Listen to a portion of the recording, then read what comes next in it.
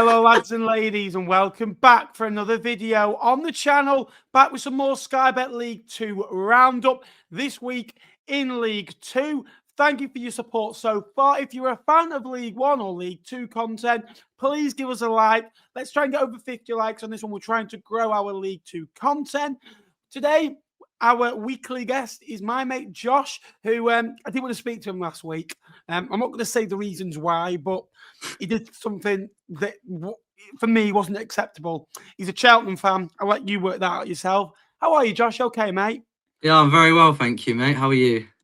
Yeah, very well, mate. Great to have you on. We're going to start off. There's lots of games to talk about. Let us know your thoughts in the comment section below about this week's games. But I think the big story came at the Men, where MK Dons went to Bristol Rovers and won by 4-0. Bristol Rovers were 7 unbeaten going into last weekend's tie away at Walsall, coming away with a 2-1 defeat. We're hoping to bounce back with a crowd just shy of 8,000 for a fourth-tier game. Is very impressive. But 4 goals from MK Dons. Now, maybe slightly inflamed that it was 1-0 on 82 minutes and 3 late goals come. When you look at MK Dons this year, Josh, they've been pretty flat. And I mentioned before last week, they were only beating a side like a Newport, a Barrow, Cheltenham at home. Sides that you'd expect them to beat, which great that you've won. But now they're starting to put a really good run together. MK Dons, the difference is this time of year, if you put a run together, you can get going. And you know what Paul Warne sides are like. They've now won the last 3 games. They've only lost 1 of the last 5. 21 points. They scored 23 goals. They've actually scored the second amount of goals in the division. Only, Grimsby on 24 have scored more than the Dons. It's a great victory for them. Where do you see these two sides at? Well, that's the thing about League Two. First of all, like you said, as soon as you put a string of wins together, 3 or 4 wins, you see yourself right at the top of the table. This league, there's absolutely no consistency to it. Obviously, we saw Bristol Rovers recently, as you mentioned, go on a 7-game unbeaten run, and then they saw themselves, up near the top of the table. And now, after suffering 2 defeats, they kind of find themselves back in the middle of the pack, and that's how this league goes. Whereas MK Dons, obviously, they've kind of struggled for form this season up until last couple of weeks. Their home form has been quite disappointing. Obviously, the MK Bowl hasn't been really hitting the heights they would have expected, unless they're playing Cheltenham and they're putting 5 past you. But their away form is really good this season. I think they're top at the moment, are they, of the away form? I think they've lost. Yeah, I think they've won 4 away from home, drawn 2, and they haven't lost any. But yeah, as you mentioned, as you mentioned yesterday, the game against Bristol Rovers, there wasn't really much in it for 75 minutes. Obviously, Alfie Kilgore unfortunately put the ball into the back of his net, and then until the 82nd minute, 1-0, and then they kind of lost concentration. I think that Alex Gilby goal, the short free kick played by Liam Kelly, really sums up that Bristol Rovers performance, where they stayed in the game for a long period of time, but ultimately kind of fell away. Darryl Clark's football, for me, isn't pretty, but it's gritty and it's tight-knitted. And you look at the run that they went on, it was based on keeping clean sheets. The 0-0 draw against Oldham, the 1-0 against Cambridge, the 1-0 away at Grimsby. Newport, they were 3-0 up. They conceded 2 late goals. They were outstanding. 2-1 against Barrow. Against Colchester, they had 1 shot on target. They scored it. Against two shots on target in Salford in that game that they won, they scored both shots on target, and the penalty was saved by Salford at the end. They only had 3 shots on target, last week against Walsall. They haven't really been threatening. They haven't really been putting great output out there. And they haven't been, wow, this is an electric side, although they were winning. It just felt that at that moment in time, everything that was going against them was now going for them. The penalty saves, things maybe ricocheting in the right direction, things going for you. But Bristol Rovers will be back. They have got a top side at League 2 level, certainly. And now it's all about leadership. Yesterday, they weren't great. But again, MK Dons did enough, 7 shots on target. Bristol Rovers threatening with 1 shot, 0.27 expected goals. For Gas, if they want to threaten this level, they've got to be better. Can't be losing 4-0, and that's got to be a flash in the pan. A great win for Chesterfield, who for me are you don't know what you're going to get from Chesterfield. This side is electric. You think front-footed, side scoring lots of goals. Chesterfield are that. And again, 2 second-half goals. Their issue last year for Chesterfield was, in my opinion, was the too many draws, especially at the start of the season. it's almost felt like Chesterfield have been in gear B or maybe gear C, but they still won half the games. They've still scored 22 goals, conceded 19, right? But they got 21 points. They're only 3 points off Swindon. Yes, they played a game more, a point off Gillingham inside the top three. And I think there's levels to this Spa right side. You look at it, Naylor, Sturt, Mandeville, Mark Candy, Dobra, there's plenty of, attacking talent in there. Bonnie's up front as well, that kind of is been in and out the side. But Paul Cook's an experienced manager at this level, nearly 200 games back at Chesterfield. Again, great win over Salford, who for me, Salford have been so hit and miss. Salford are the side that can go and win 6 in a row, but then in the next 5, they'll go and lose 4 and draw 1, and they'll go and win 3 in a row. They're not consistent, are they? So they're very good in patches, and there seem to be a bit of kind of a patchy team.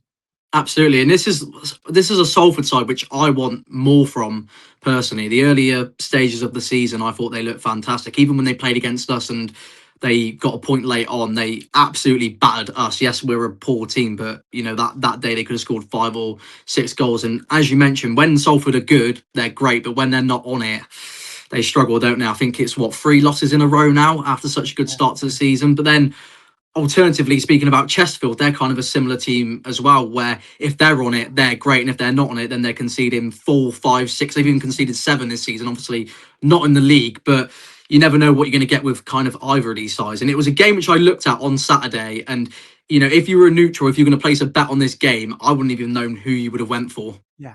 You could have easily seen 2 on Salford, or you could have easily seen a draw. You could have easily seen Chesterfield winning that. But you're right. Salford won the previous 3, then lost the last 3. With Chesterfield, over the last 6, they lost, they drew 2, they won, they lost, they won. And there's a bad day in there for Chesterfield. I think if you get at them and ask them questions, they are vulnerable to conceding goals. Look, they're a side that, they remind me very much of that Notts County side that came up a few years ago that scored what? Did he score like 80, 86 goals and conceded 80? Something like 86 and conceded like 89, mental. Yeah, and you're very much, attacking for days, and sometimes you've just got to rein it in a little bit. But Salford, look at it, Dan Udo went under the radar as a signing that I think I didn't realise he'd signed him until he played Shrewsbury away. You've got, Ashley's a good player, Butcher, Harris, Stockton. I know they were without, the goalkeeper yesterday due to internationals, but Woodburn, and they've got good players in that side. Yes, they've got players out for injury, but you'd expect that over the course of the season. Colchester United, they're one you can never have a bet on. I watched them a couple of weeks ago. I think the way they turn over the ball is very quick and effortless. They play good football. I think as a footballing side, they've got so many good footballers that can play good football, on the floor football, but can go long. And Bick with a brace yesterday. Now, he's 18. He's strong. He can hold it. He can score goals. He causes problems. He didn't get a goal against Fleetwood, but he causes nothing but problems as a Fleetwood fan. He scored against Bristol Rovers, scored against Gillingham in the trophy the other week, got an assist against Colchester. He causes them problems and gives defenders something to think about. Payne, ones like Anderson, Bishop, Reed, Lisby. You've got a really good settled midfield 2 and a front 4 have Colchester. And they went yesterday and did a job on Grimsby. They have more shots on target. Danny Cowley's sides get ridiculed because they draw too many games of football. But if you turn those draws into wins, which eventually will happen with these sides, all of a sudden, 14 points from 12. They've only lost 4. I think up to February last year, Josh, they'd only lost 6 games. They were drawing too many, but now back-to-back wins, that's huge for the U's.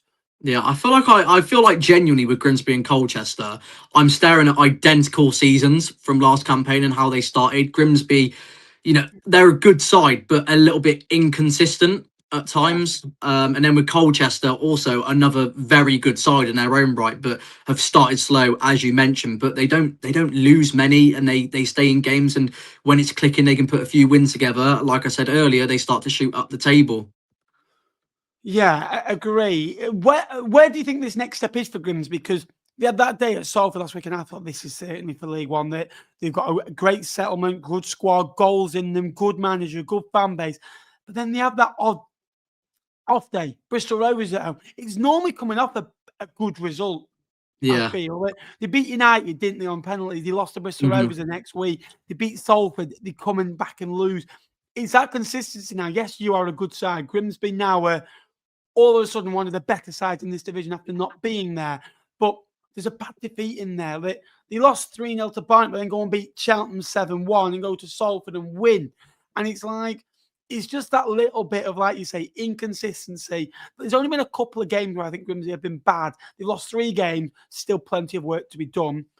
But Barnet, they are really putting on the sting, aren't they? The stinging teams as the Bees. 12 games now, and they lost the first 3 games to Fleetwood, Bromley, and Walsall.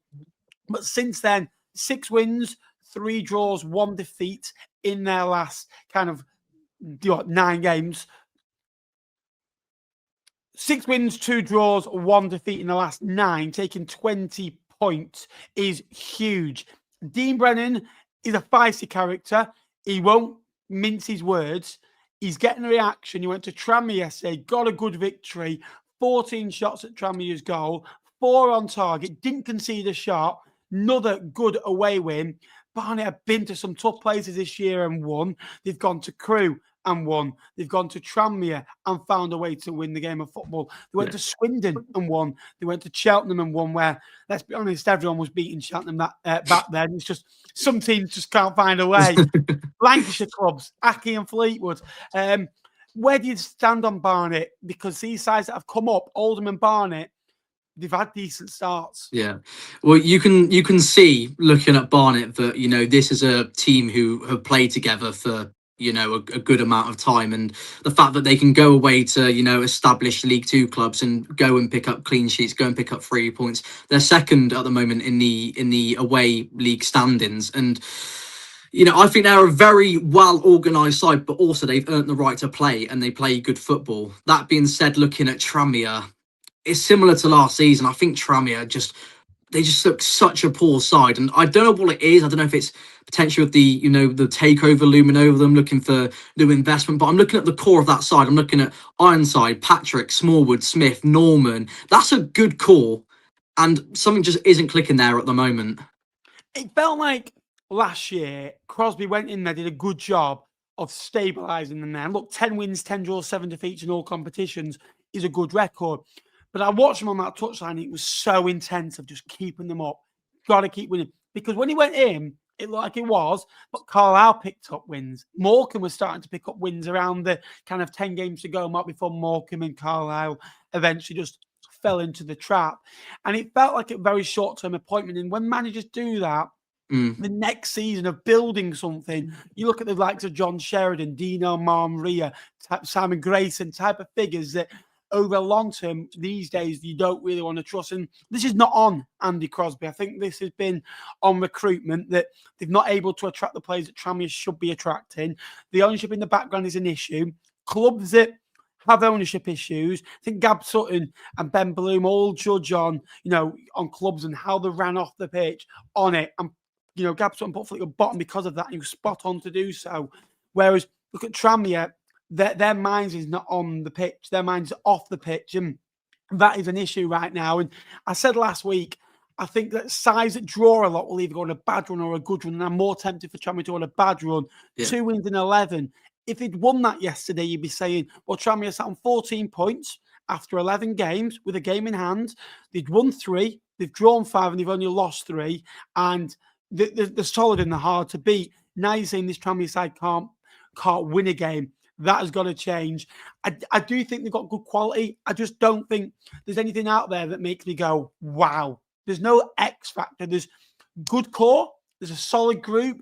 They'll fight for you. They'll grind victories out. But I don't think there's players like that I think that, wow, they are like creme de la creme. I would go and die for them in my team. Yes, they'd improve your team, but you wouldn't, if you were making in a League Two draft 11, how many Tranmere players would you have in? Realistically, I don't think that they'd be first choice in a lot of positions. Might be the odd 1 or 2. But anyway, good win for Fleetwood Town against Harrogate at home in a 5-goal thriller. Harrogate should and probably could have been 2, 3, 4 to the good. Very effective performance from the away side. Simon Weaver knows what his side's about. Well drilled, hard to beat, creates opportunities. Again, that lack of nous in the final third for Harrogate, I think you could see why they are a bottom 6, a bottom 8 League 2 club. If they had a bit more of a Chesterfield feel about them and you feel they can go in and do something, it's that clinicality where better sides finish the chances and spells in games, they win them. Second half, again, Harrogate for 20, 25 minutes, bullied Fleetwood with a ball over the top. Fleetwood have got a huge issue with a long ball over the top where the back three just can't quite deal with it. They're open. It becomes an overload, 2-on-1. Men getting behind them. Fleetwood, have opportunities to clear balls, but conceding too many goals. That's 6 goals now in the last 3 where they've conceded. It's got to change. Well, if you want to go further than that, 8 with the Cambridge game. That has got to slowly, stop happening. But Fleetwood did come from behind, for the second time running at home. They did against Colchester. Elliot Bonds with a nice finish, and Chet Evans was so well to pull it across to Ryan Graydon for 3-2, and Fleetwood grind out a victory. Pete Wild loves 1.5 points a game. He's on 18 points after 12. He's scored 18 goals in 12, which 1.5 goals a game. He's conceded 18 goals. This Fleetwood side are so inconsistent. I don't know what I'm going to get from them, Josh. Yeah, it's a bit of a weird one, because obviously the week before you came to us, you scored 4 goals, and then you came to us and scored 0 goals. And there were elements in your game against us where I thought, you know what, these boys, they look half decent. But then ultimately lapses in concentration at the back cost you that game, and you couldn't convert anything which you created. And then this week, I think the defending, like you mentioned, was quite poor. I think, again, it's been lapses in concentration as games go by. But I think Balshaw massively helped you boys out yesterday, because that boy had a rotter. But you don't mind it. You take the 3 points. We do indeed. A point on the road for your boys, Josh. 96th minute heartbreak. I've been there 20 or 30 times. It's felt. It's a great point. But in the circumstances, you gutted. Gillingham went on that 21 game unbeaten run, but lost to Harrogate, went to MK Dons and lost, but found a way to get a point against Cheltenham. What do you think of this one?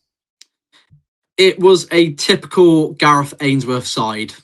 Very, very direct, long balls into the box, long throws into the box, first and second contact, get players around it.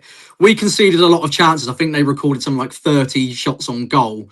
And they went down as like 3 big chances as well, which were all missed. I don't actually remember Gillingham having a proper chance in the game, apart from Sam Vokes in the first half, where he hit it straight at Joe Day. So I see their fans are frustrated, saying that they should have come away with a win. I'm leading towards saying that, yes, on paper, they probably did deserve the win, but I also think we deserve a lot of credit for going away and defending like that. That being said, I feel like Cheltenham across years have been very reluctant to push forward, and we're a well-disciplined side away from home, but we don't push forward and we surrender a lot of chances, and it's really, really frustrating. We show too much respect. Like that first half, we had 0 shots up until the 35th minute, and then after that we had 7 and looks like such a better team. Second half kicks off and it's more of the same, where we're surrendering chances, can't get up into the pitch until last 5 minutes where we go and score a goal. So it's frustrating, but we take the point and we move. Cottrell then, 4 points from his first 2. What are you thinking? Steadying the ship, that's all I can ask for. I did feel sorry for Flynn. Obviously, I called him out a fair bit on TikTok. It was a hard job for him, but Cottrell, the fans love him. He knows the club. He's already come in and made 2 signings. So, yeah. Yeah, it's almost felt like everyone's woke up at Cheltenham, didn't they? I mean, we could have woke up a week later, like if you had my way. But no, it's it's a fantastic appointment. Someone I've got a huge admiration for. Newport County went away in a huge 6-point relegation, 6 points already early in the season, it feels, and got a 1-0 victory at Aki. They won at Cardiff in midweek in the Cup. It was a typical lower league game of football, very low quality, only 2 shots on target each, an own goal to win the game of football. Aki, I'm seriously worried about that. they can play well now and again, but they don't often. They play well 1 in every 5, and that is the issue. And they got 9 points from the first 11, and that's because Cheltenham have had a bad period. Newport have been horrific. Shrewsbury have been horrific. Crawley have been, dreadful at times. It almost feels like that bottom 6 now is the bottom 6 for a long time. I think that Barrow and Harrogate and Colchester are much better than Tranmere, Aki, Crawley, and I'd even say, Tranmere are probably just a bit above that bottom 5, and that bottom 5 can pick itself really. And it's a huge win for Newport. Both wins, I think, have come on the road, haven't they, for them? I still worry long term. I still don't see there's any pedigree in that in either side. I think that if I'm going to rely on one more, it would be Aki, who lost this game of football. But good win for Newport, that has to be said.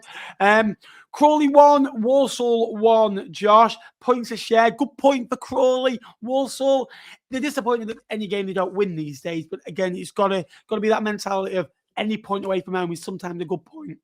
Yeah, that game kind of played out how I expected it to. Obviously, Crawley have a lot of possession at home, especially, and they create a fair few chances, but they struggle to convert them. And then Walsall currently bottom in the league standings for possession. They had 23% possession, I think, in that game. Yeah. But they're so good out of possession and what they can do off the ball and how they can hit you in transitions whilst being direct. So, I think that result was kind of expected for me. Yeah, I agree. I think Walsall are the best side that without the ball. They dominate games off the ball. And yesterday, Crawley dominated proceedings in terms of shots on target, expected goals. But Walsall came away with a point, and Matt Sadler can be delighted. Look, only 2 defeats in 12. Walsall continuing, a good run for them, because, I was frustrated when we played them, thinking we could have probably have done more. But, since they lost to Grimsby, they've gone on this, great run where they won 3, they drew at Fleetwood, and then they won the next 3. And then all of a sudden they've drawn 1. So look, that's 6 wins, 2 draws in 8 games. They're ticking along nicely, the Saddlers. And the test is when the schedule heats up a little bit, because at the moment, since the end of August, it's been Saturday. And for content creators, you notice it a little bit more. I think that you think that that you're quite grateful for it. You get to Wednesday and you think Thursday, you're thinking, oh, I need Saturday now. We need some content. Again, next game, Crewe 0, Bromley 1. A great win for Bromley. A bit of a bump in the road recently for Bromley. Again, still a solid start. They've only lost 2, but that was only their 4th win. Again, like Tranmere, if they'd have lost yesterday, it would have been, well, they've only won 3, they've lost 3, they're on a bad run. I think they hadn't won in 6, they'd drawn 3, they'd lost 3. But to bounce back is a great victory. 18 points collected, it's 1.5 points a game. And they're in that mould with Fleetwood, Cambridge, Bromley, that I think that they belong in right now. Again, but Crewe, they're just a weird side. They won the first 4, now only 2 wins in 8. And it's like 1 minute they'll go out and grind out a victory, and then the next they'll put in a poor performance like that. And they've often been the 12:30 kickoff or been, separated from the rest of the pack, not unlike the mainstream of games. But you look at them and you think, well, they lost to Barrow, they beat Notts County, and then they go and beat Harrogate, and then they go and lose to Bromley. And then it's like, well, what do we get from a Lee Bell side at the end of the day? I do struggle sometimes, Josh, to see a resemblance. I just think that this Crewe side, you can see the budget sometimes and see the limitations. Yeah, I'm fully on board with that. Kind of like you watch them and they play some nice football, but also at times they're scruffy. And I completely agree that you don't know what you're going to get with them. They can turn up and grind out a real good result, or they can turn up and be really poor. I saw the Crewe fans were actually a little bit frustrated on Saturday with the way which Lee Bell set up playing 5 at the back against Bromley, and they felt that was really negative, and they wanted to go out and kind of be on the front foot. Do you know what Bromley are good at? I think Bromley, every time you play Bromley, I don't know if it's just me, and this is the most, this will sound disrespectful, but I hope this comes across so respectful. Every time we play Bromley, and this is how it should be, by the way, I think, for God's sake, we're playing Bromley. It's going to be tough. It's going to be strong. We're in a battle here. And like when you play Crewe, you're thinking, cool, it'll be a glamorous game. When you play Notts County, you think, oh, okay, glamorous. with Bromley, yes, they've had the stand work done. You think tough stadium, old school, tight stadium. You're thinking long way away as well from my location in the northwest, and you're thinking they're up for it. They'll win their individual battles. They are so strong, and I don't get a hype about playing Bromley. I don't like playing them because they make it tough. They bring you down.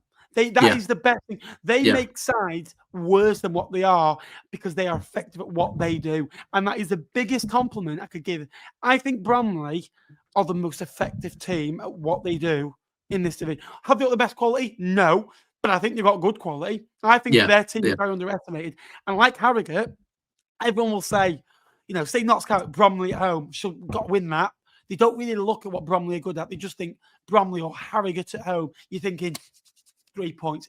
You're going to be in for it if you play Bromley, in my eyes. We spoke off camera, Josh. Shrewsbury 2, Cambridge 0. Cambridge excellent at home. 4 wins, 1 draw, 1 defeat. Beat us, were outstanding. But away from home, just 1 win in 6. And you get a good point away at Grimsby. But again, they're just very hit and miss, aren't they?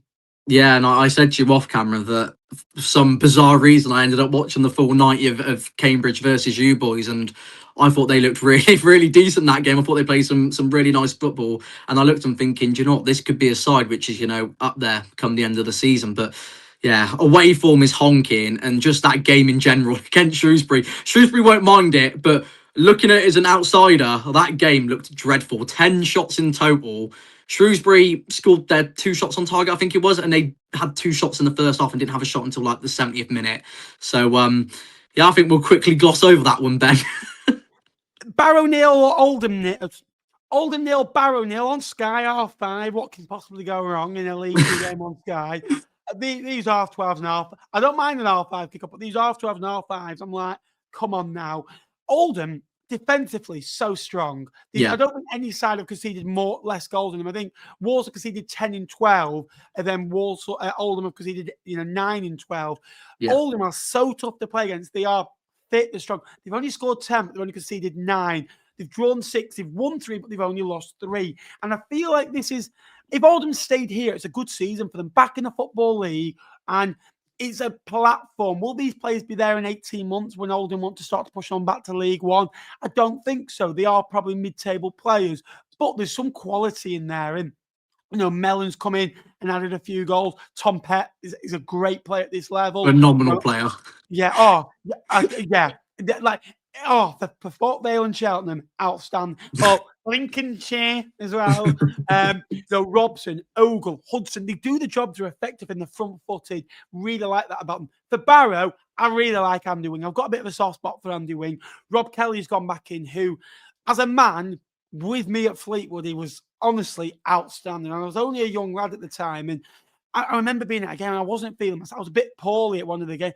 And he came over and he went, "You're all right." And I was like, "You're all right." And he thought, and he noticed that I wasn't quite well. And honestly, he went out of his way going, "If you need anything, just you know where we always are," and stuff like that. And I'm like, as a guy, he's a top guy and he's a top coach as well, Rob Kelly. And Barrow have improved since he's come in. I think that they've just gone back to basics a little bit because they did go through that bad period where they lost to Fleetwood, Swindon, Bristol Rovers, lost 5 at Blackpool. But since 1-0 against Crewe, we're outstanding at Crawley off the ball 2-1, 0-0 against Shrewsbury, 0-0 against Oldham. They are again becoming a slog to play against. The suck you in. I think they've got limitations. I think they can probably go up maybe another 3 or 4 places and that'd be them. But again, decent point. There we are. Thank you so much for watching today's video. A lot's happened. The bottom 2 of Newport and Cheltenham still, Josh. Again, that the table is growing every week, isn't it? Yeah, I mean, I always say you can't really read too much into the table until about 20, 25 games in. But, there's certain teams I'm looking at the moment, like the bottom 6, I'm thinking, as you mentioned, that's kind of going to be the mini league for who gets relegated this season. And obviously we still got Swindon to play, who are a game week behind, who are looking really strong as well. And that top area is just amazing as well because Walsall looking strong, they're good defensively. Swindon are free-flowing attacking football. Gillingham are strong and good at what they do. MK Dons play good, on the floor football, but can mix it a little bit, and they have started to do that a lot more this year. Grimsby and Chesterfield very similar in consistency. Barnet, Crewe, Salford are all around each other, and you can see why. And they've got a mid-table pack. I just love it. It's been a great division so far and lots to happen. The quality might not be always there, but the drama is. And it's a league, if you score first, you're good at the basics, you're switched on, and you win that one football match, it can kick you on. Josh, thanks for coming on, mate. Thank you for having me, mate. Again, I'll leave all these platforms down below. Enjoyed this. Who would you like to see going on this channel, on this platform, and on this show going forward? Let us know down below. Thank you for watching.